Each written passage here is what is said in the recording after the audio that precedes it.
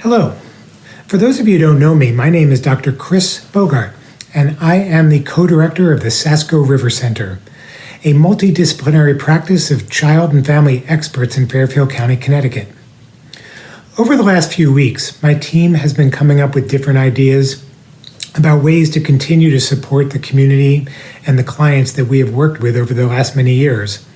We've sent out a variety of different newsletters, and we created a parenting survival tips workbook.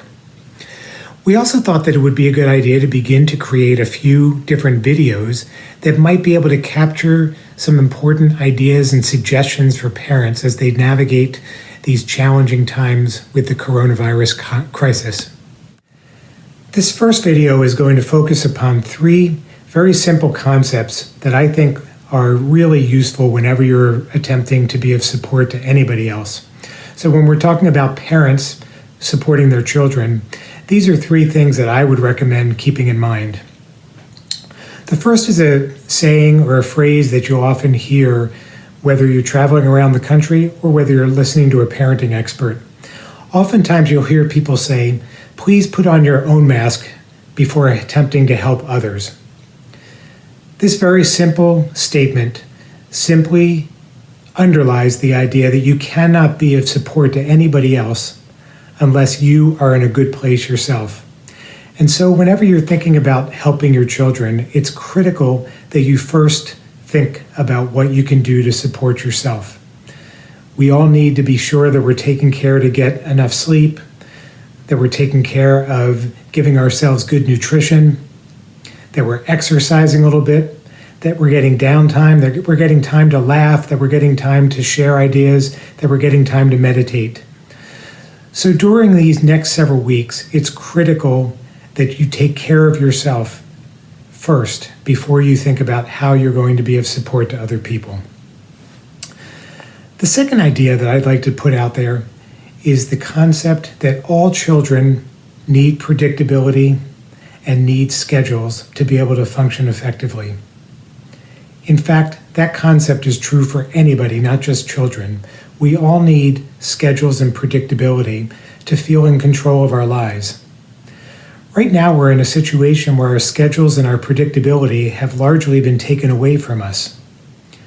But that doesn't mean that we can't continue to create them in our day-to-day life. So what I would suggest is that early each day, you sit down with your kids with a piece of paper. You put down the easiest things first, such as here's when our meal times are going to be. Here's when we're going to tap into online learning. Here's when we're going to watch a few TV shows. Here's when we're going to go outside. But make sure that you write down a schedule and that you refer back to it over the course of the day. That will help you feel more grounded, and that's going to help your kids feel more grounded as well. The final and third piece that I'd like to emphasize is that it's critical during this period of time that we maintain connection with others. We're all being told to stay home and to isolate ourselves from being able to pass on the virus to other people. The third and final point that I think is important to emphasize is that it's essential that we all find ways to maintain connection. Human beings are social creatures.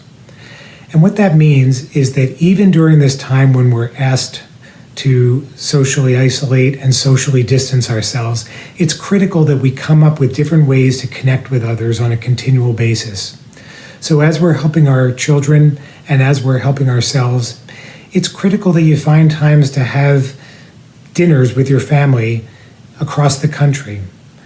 So zoom in and bring people into your dinner table and continue to have conversations. Have a variety of different times during the day when you call out to people. Have different points where we bring together our kids' friends through various different video chat sessions.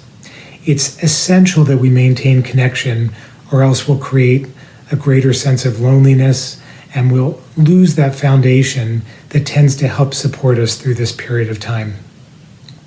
We've all heard the phrase that these are unprecedented times, and that is true.